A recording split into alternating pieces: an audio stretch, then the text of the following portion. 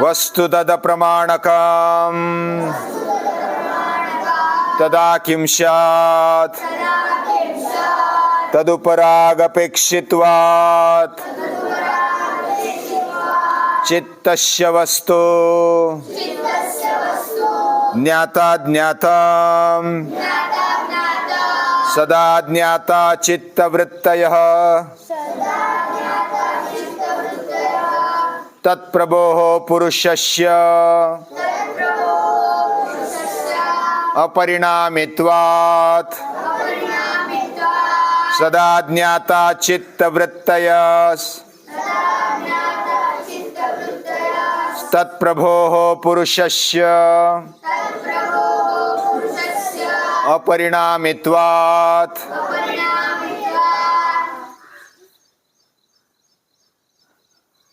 गाड़ी दौड़ती है तो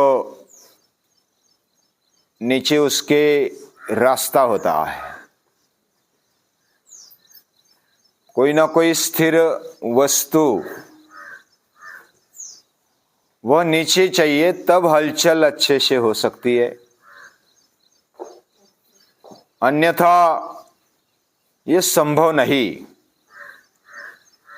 यानी गाड़ी को दौड़ने के लिए या तो विमान को उड़ान भराने के लिए कुछ स्थिर ऐसी जगह चाहिए, स्थान चाहिए जो उसको हलचल करने में, ऊपर ले जाने में वह कारण बनता है। हमारा अंतःकरण भी वह हलचल करता है, इंद्रियों के द्वारा ज्ञान पाता है, ज्ञान उसके सामने प्रकट हो जाता है, वो ज्ञाता बन जाता है। यानी हमारा अंतःकरण, मन, बुद्धि, चित्त, अहंकार शुद्ध होते होते वह समझने लगते हैं, उनमें विवेक आ जाता है, उनमें परिवर्तन दिखाई देता है, परिणाम दिखाई देता है। लेकिन ये परिणाम दिखने वाला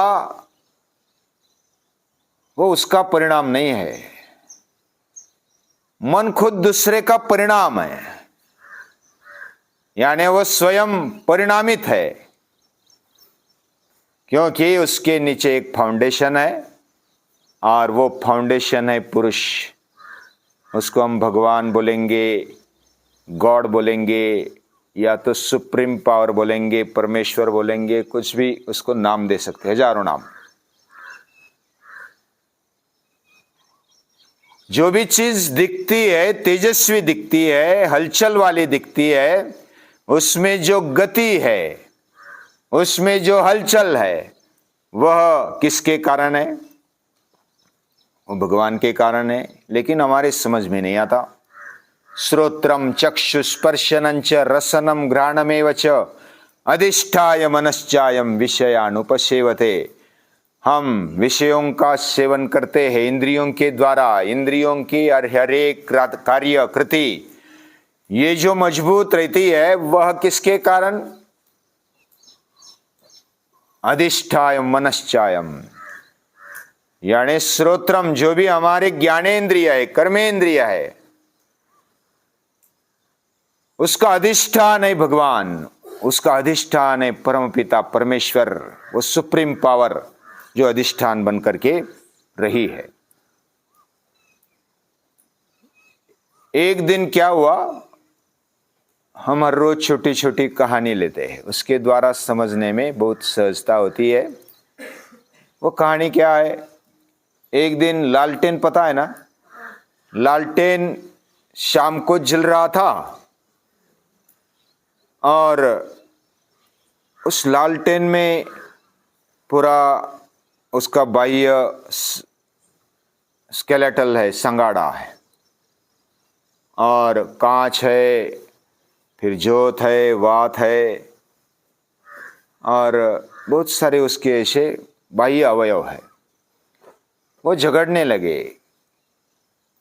कांच बोलने लगी जोत को, तू टिकी है, मेरे कारण टिकी है। हवा का एक झोंका आ जाता है तो तू बुझ जाएगी,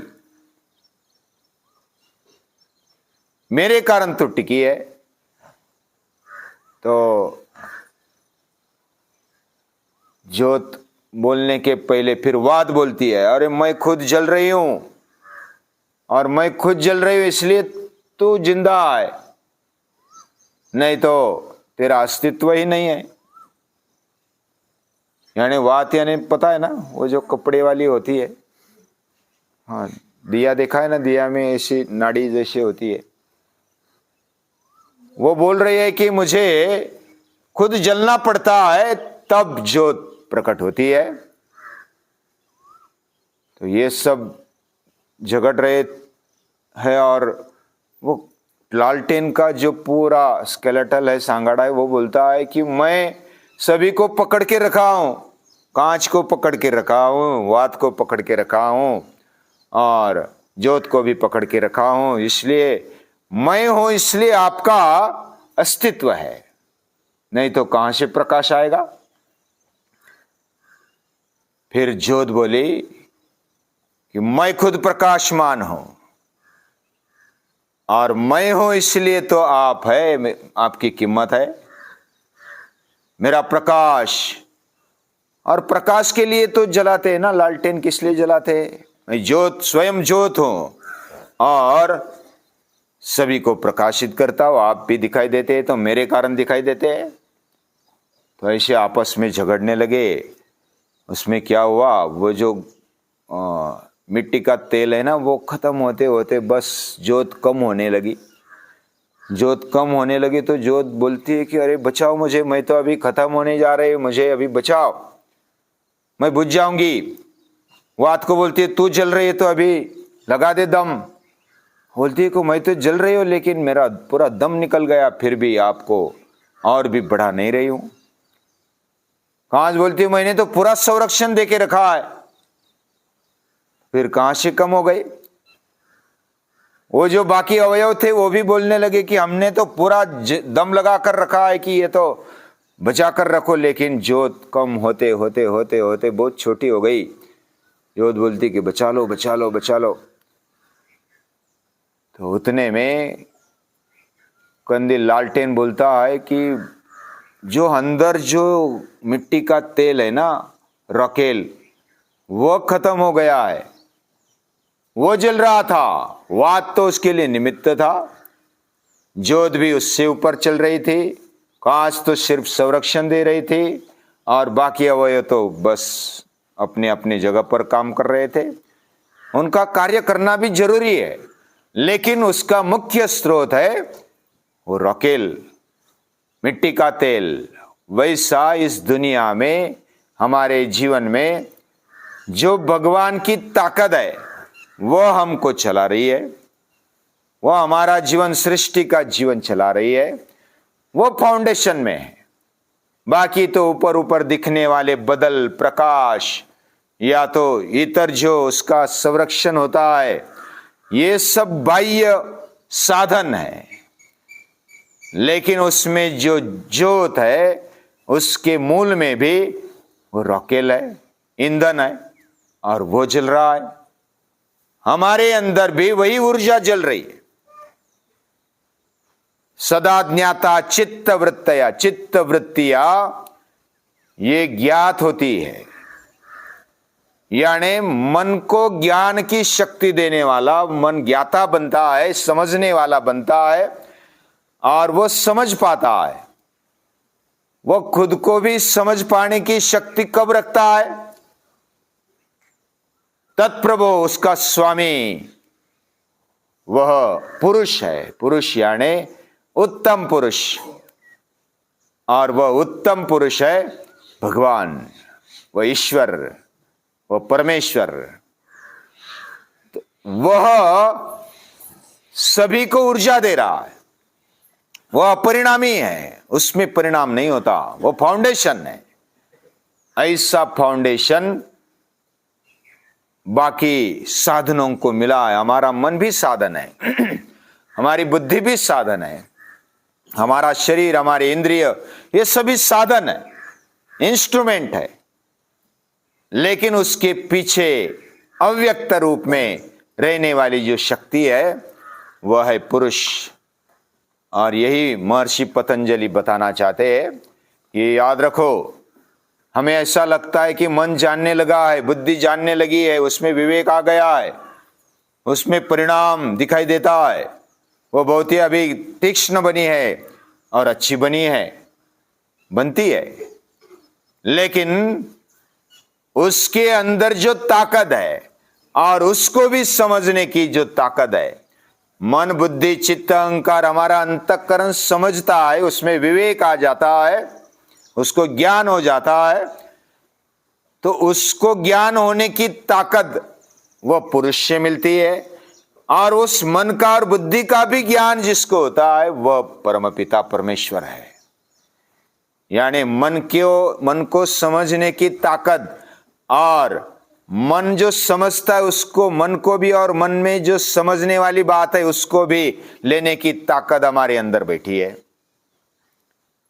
जैसे 15वें अध्याय में एक श्लोक है, सर्वस्य चाहम हृदि सन्निविष्टः मत्त स्मृतिर ज्ञानमपोहनंच। यानी सभी के हृदय में मैं बैठा हूं, मैं वास करता हूं, और मत्त स्मृतिर मेरे कारण ही स्मृति है, ज्ञानम अपोहनंच ज्ञान और विस्मृति भी मेरे ही कारण है। मैं साक्षात वेद का रूप हूं और मैं ही जानने वाला हूं, और जानने की ताकत रखने वाला भी मैं ही हूं। अगर समझो वो अपरिणामी भगवान हमारे अंदर नहीं होते तो मन कहां से काम करता, बुद्धि कहां से काम करती। ये विचार करने पर बुद्धि ही समझती है कि मेरी मर्यादा है, और मेरी मर्यादा होने के बावजूद भी मैं आगे बढ़ पाती हूं। इसका मूल कारण है ईश्वर, और उसको पुरुष बोलते हैं, और वह पुरुष अपरिणामी है, सभी का स्वामी है। उस स्वामी को, उस मालिक को नमस्कार है, प्रणाम।